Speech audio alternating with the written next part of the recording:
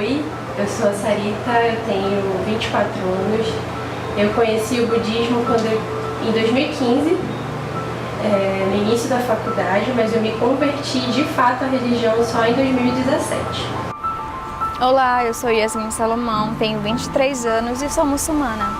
Eu tenho 23 anos e eu sou umbandista há um pouco mais de um ano.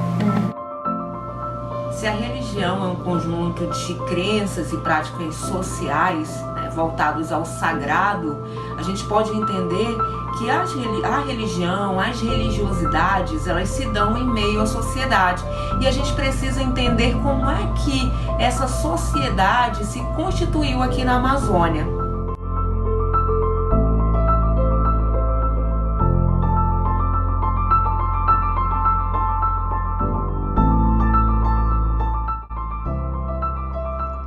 O Brasil é um país que possui uma rica diversidade cultural e religiosa, por conta da miscigenação de povos, fruto dos vários processos migratórios desde a sua descoberta. Encontramos em nosso país diversas religiões, como a cristã, islâmica, afro-brasileira, judaica e entre outras. O Amazonas, por sua vez, é uma região conhecida por sua rica diversidade, o que implicou de forma direta na formação das cidades com suas igrejas voltadas de frente para os rios. Grande parte dos povos que vivem no Amazonas são católicos ou evangélicos, mas o amazonense, em sua totalidade, acredita em superstições e crendices que são parte do cotidiano e que independem de religião. O que é interessante dizer é que na Amazônia há uma particularidade, uma peculiaridade, tudo parte da relação do homem com a natureza, do homem com essa diversidade, na qual nós todos estamos inseridos. E a gente pode dizer que nós temos três matrizes, que é o branco, o negro e o índio. Logo, a gente encontra nas nossas manifestações religiosas ou manifestações de fé espiritual, a gente pode dizer assim, que a gente encontra características da relação do homem branco com a natureza e com a sua fé nas religiões voltadas, a essa realidade, principalmente dos nossos colonizadores, que seriam os europeus, os brancos europeus. A gente também pode dizer que tem muito das crenças religiosas, da espiritualidade do negro nas religiões afros, e a gente pode dizer também que tem muito da religião, da relação do indígena com a natureza, com as suas crenças espirituais,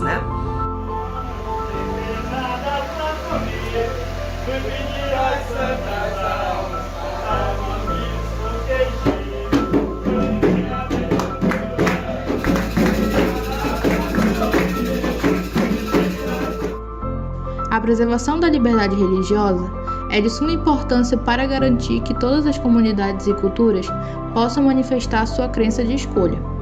No âmbito dos direitos humanos, a valorização da liberdade religiosa consta no artigo 18º da Declaração Universal de Direitos Humanos, que afirma, em resumo, que toda pessoa tem direito e liberdade de manifestar religião, independente de onde esteja ou com quem esteja. A liberdade religiosa é um direito fundamental da humanidade. E ele está previsto na Declaração Universal dos Direitos Humanos, no artigo 18º e em outros diplomas internacionais. No direito interno, ela está prevista, a liberdade de consciência e de crença e de culto religioso, está previsto no artigo 5º, nos incisos 6º e 8º da nossa Constituição Federal, e ela garante, essa existência desse pluralismo, dessa tolerância, desse exercício dessa liberdade de crença e associação para fins religiosos.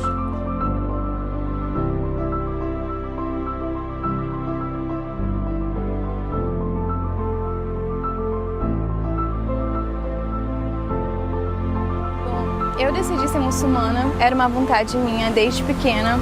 Eu morei no interior do Amazonas, eu tenho descendência libanesa, meus avós são libaneses.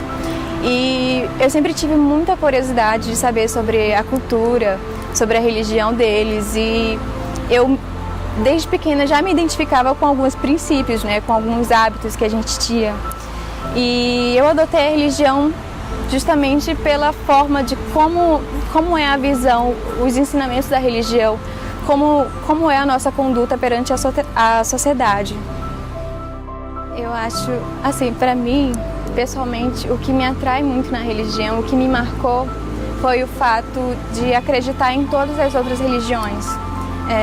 Acreditar na Torá, acreditar na Bíblia. E o Alcorão, ele é a terceira, né, compilação desses livros sagrados. Então, a religião me fez acreditar na unicidade de todas as profecias, desde Adão até Moisés e Jesus, principalmente. Quando eu decidi usar o véu, eu usei o véu faz um ano.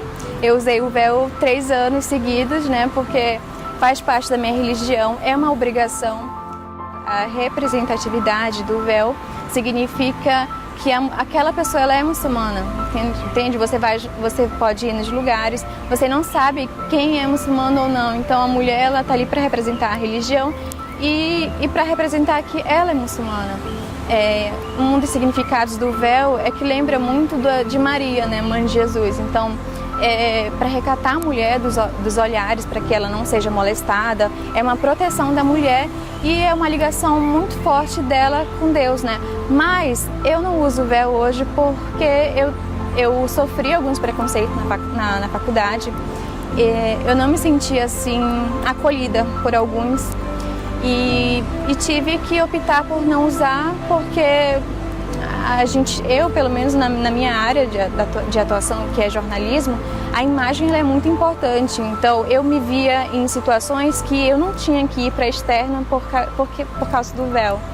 Então, eu tinha que seguir um padrão e a minha vontade, eu pedi para Deus, não, a minha vontade é essa, eu estou aqui no Brasil, as pessoas não entendem muito bem, eu também não quero ter que explicar para elas depois como que vai ser essa minha transição.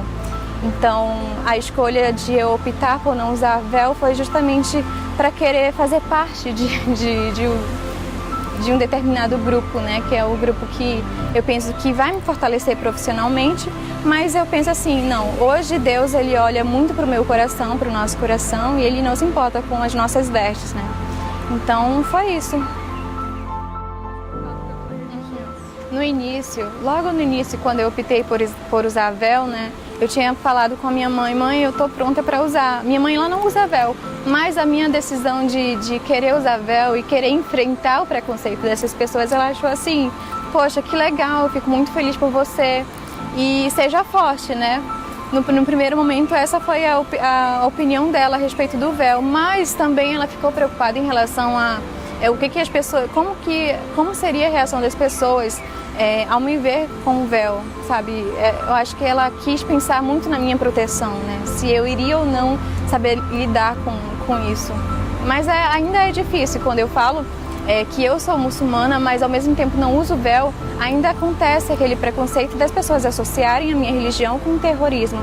Mas hoje eu admiro muito quem consegue andar pelas ruas e sentir uma segurança, assim, mesmo usando véu ou não.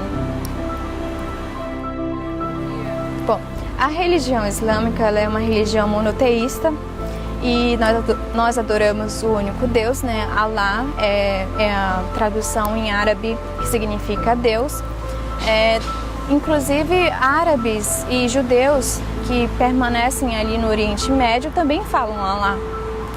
E por causa do idioma, ela é uma religião monoteísta que veio do profeta Muhammad, que a paz de Deus esteja com ele. E nós seguimos, fazemos 5 orações por dia, né? Que é pela madrugada, que é o Fajr, que é a oração da alvorada. E em seguida tem a oração do meio-dia, tem uma oração da tarde, que é entre as 2h50, logo assim entre o período da tarde, né? Tem a oração do Fajr, a oração do Maghrib e o Isha, são 5 orações. nós temos 5 pilares da religião, que é o testemunho de fé, que é o testemunho quando você está preparada para abraçar a religião. Você faz a shahada, pode fazer em qualquer lugar, quando você se sentir pronto. Você fala wa ashhadu anna ilaha illallah wa ashhadu anna Muhammadar Rasulullah. Significa o testemunho que não há outra divindade senão Deus, e testemunho que o profeta Muhammad é o mensageiro de Deus. Ou seja, a partir do momento que você faz a shahada, você já é um muçulmano, porque você acredita em todas as profecias e acredita na última profecia, que é a do profeta Muhammad. Esse é o primeiro pilar, que é a shahada, que é o testemunho de fé, que o muçulmano fala que não há outra divindade senão Deus, que o mensageiro de Deus é o profeta Muhammad. E em seguida tem o segundo pilar, que é a oração. O muçulmano ele deve fazer as 5 orações diárias. E tem o zakat, que é uma contribuição que todo muçulmano deve fazer. Tem o jejum, que é o jejum que nós fazemos no período do Ramadã, né, que é um período que nós ficamos de 30 dias em abstinência total de alimento, e para a gente manter o nosso corpo puro para Deus e para a gente receber as bênçãos de Deus no final do mês. E por último tem a peregrinação a Meca, que todo muçulmano tem que ir a Meca uma vez na vida. É um momento assim que você sente que sua alma está pronta para ter o contato em Meca. Eu nunca fui em Meca, é o meu desejo ir em Meca.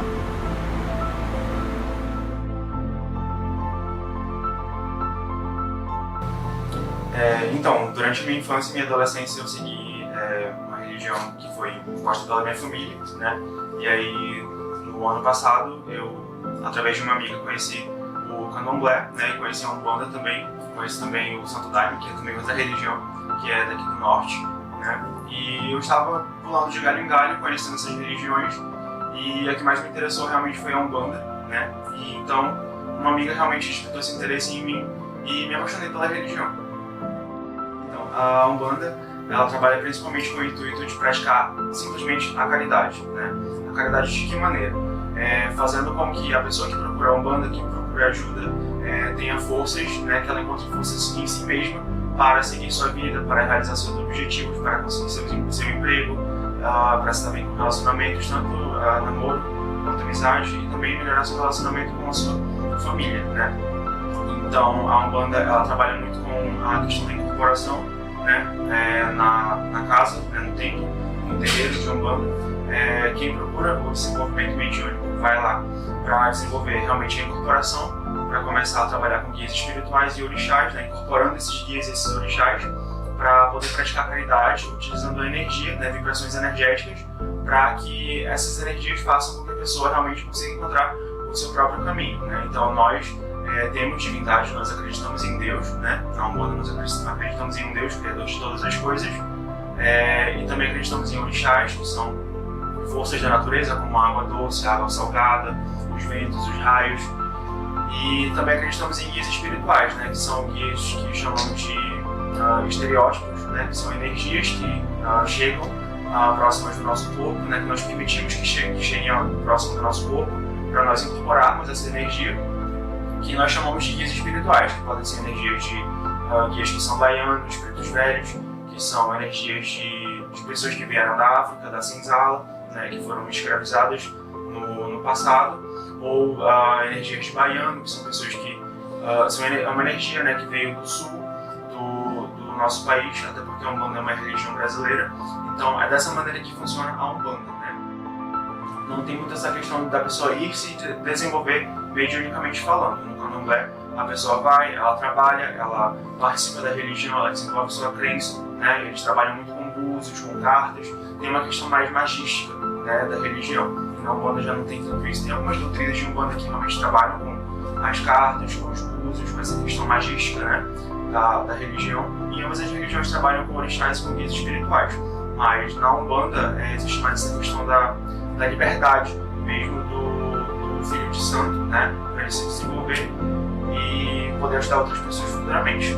Já no Candomblé não existe tanto essa questão da incorporação, né, é mais uma questão de realmente ajudar o Pai de Santo, e o Pai de Santo também vai lhe ajudar a se desenvolver, né? Fazendo trabalhos que a gente chama, que muitas pessoas chamam de macumba, né? Tipo, a pessoa vai fazer uma macumba para outra, vai fazer um trabalho, que é como a gente chama educadamente, né? Vai fazer um trabalho para a pessoa poder arranjar um emprego, arranjar um namorado, quem sabe, né? E não quando a gente trabalha mesmo com esses trabalhos também, né? A gente tem esse trabalho. Então, o principal ensinamento que a Umbanda trouxe para minha vida foi que eu posso, né, me desenvolver, tanto mediunicamente falando, religiosamente, também como pessoa, né? Eu costumo falar que a Umbanda e a psicoterapia assim, me tiraram de um espaço extremamente obscuro da minha vida, né? Onde eu passei por diversos momentos péssimos de depressão e ansiedade, e esses dois fatores, a religião e a psicologia, me tiraram desse buraco fundo, né? Assim, os meus amigos reagiram super bem, né? Porque eles são pessoas já bem desconstruídas com relação à religião e tudo mais. Não vou dizer que todos aceitam e respeitam a minha religião, né? Tem alguns que às vezes zombam, que tiram sarro. Minha família, na verdade só minha mãe sabe, né, da minha família, e no começo foi uma aceitação, assim, ela viu que eu estava melhorando como pessoa, então ela aceitou isso, mas ela mantém uma certa distância para que fique confortável para nós dois, sabe? Por exemplo, 2 semanas atrás eu me batizei na Umbanda, né, e minha mãe não quis comparecer por questões pessoais dela, né, super entendo, mas claro que se eu pudesse, eu estaria com ela lá no meu batismo, mas não é tão fácil, né? Existe uma coisa chamada teogonia, que é a forma que a gente pratica a nossa religião, né? E a Umbanda, ela em momento algum pode fazer com que a gente vá de casa em casa, por exemplo, obrigar que alguém compareça a um terreiro de Umbanda, né? Eu não posso entrar no ônibus e pregar a palavra da Umbanda para todo mundo ouvir, sendo que aquela pessoa não quer ouvir a palavra da Umbanda, entendeu? Então, nós umbandistas, nós nos mantemos no nosso quadrado, né? E se alguém se interessa positivamente pela religião, a gente pode falar sobre a religião, né? A gente conversa sobre, a gente explica sobre como que ela funciona. E caso a pessoa sinta interesse em comparecer a um terreiro, a gente faz o convite, porque a Umbanda, ela é uma religião que ela não foi feita para apenas um grupo de pessoas. Então não importa se você é homem, se você é mulher, se você é hétero, se você não é, se você é preto, branco, amarelo, a Umbanda vai te aceitar.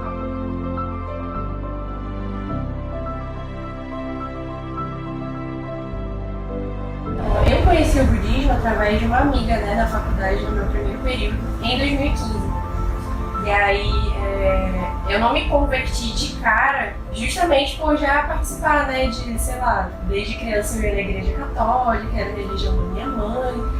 E aí a gente fica se prendendo à família e tudo mais, pensando, sei lá, se vão aceitar. Foi um dos meus maiores medos, assim, porque eu sou a única praticante da família, né? Então, eu demorei esses 2 anos justamente por medo mais das condições externas do que de fato me senti na religião, né? Porque desde que eu conheci o budismo, já foi de cara, já me reconheci lá dentro, vi os ideais como sendo coisas que eu mesma compartilho. Mas eu sou a única praticante da família, mas todo mundo respeita, né? Meu pai, ele aceitou na época que eu me convertesse, que o oratório fosse pregado lá em casa, né, dentro do meu quarto, claro. A minha irmã já foi em atividades do budismo, basicamente a minha família, né, meu pai e minha irmã. E eles hoje em dia respeitam e aceitam, e é super normal. Não é mais um tabu falar sobre isso, né, sobre a minha religião ser diferente do que normalmente as pessoas têm, né, que é o catolicismo ou ser evangélico. Separei 2 passagens que são as que eu mais me identifico, né? Que são, pra mim, fazem muito mais sentido. E aí eu tenho a frase, né? Mas eu retirei elas da coletânea dos escritos de Nichiren Daishonin. No caso, como eu posso explicar? Para as pessoas normalmente católicas têm a Bíblia, né? No budismo a gente lê e tem como ensinamento os escritos do Nichiren Daishonin. Então eu tirei da coletânea 2 passagens, aí eu vou só pegar aqui e aí eu vou ler pra você. E o nome desse Gosho, que é como a gente dá o nome a essas cartas, o inverno nunca falha em se tornar primavera. E aí o Espírito diz assim: aqueles que creem no Sutra de Lótus parecem viver no inverno, mas o inverno nunca falha em se tornar primavera. Desde os tempos antigos, nunca alguém viu ou ouviu dizer que o inverno tenha se convertido em outono, ou uma pessoa que tem fé no Sutra de Lótus tenha se tornado uma pessoa comum. No Sutra consta: se houver quem ouça a lei, então ninguém deixará de atingir o estado de Buda. Essa é uma das passagens que me toca muito, né? Que é: o inverno nunca falha em se tornar primavera, não importa, o curso da vida é essa, né? Tu vai passar por altos e baixos, mas tu tem que ter certeza que, independente do que aconteça, a tua vitória ela vai chegar, sabe? Bom, no budismo existem inclusive termos que a gente usa justamente para dizer que a gente tem que respeitar a escolha do outro. Porque assim, o budista ele não quer que todo mundo se converta ao budismo, por exemplo. Não é uma coisa imposta. Essa ideia de que a tua religião ela é a certa e que todo mundo tem que se converter é algo ainda muito colonizador, né? E no budismo a gente não tem isso. A gente diz que é uma religião que vai de coração para coração. Não é todo mundo que vai saber que eu sou budista, por exemplo, ou sei lá, vocês não vão ver um budista pregando a palavra no ônibus, nem propaganda na televisão. Isso não se tem na minha religião, mas é justamente porque não é algo que quer ser imposto a ninguém. É uma religião que vai de coração para coração, as pessoas conhecem de acordo com a vivência com outros budistas. E não é meio que a gente quer conseguir o nosso espaço, a gente quer que as pessoas conheçam. Não, a gente respeita quem tem outra religião. A gente sabe que, por exemplo, o Natal, agora já chega no Natal, né? É uma data que vai parar tudo, vai parar. E a gente não comemora o Natal, obviamente. Mas a gente sabe que é uma data onde a gente vai estar confraternizando com a família. É um feriado que a gente pode estar mais próximo dos nossos. Então, Natal, a gente não comemora, mas a gente respeita a data e a gente também confraterniza, né, com a nossa família. Tem muitas datas do nosso calendário que são 100% né, cristãs, assim como vocês sabem.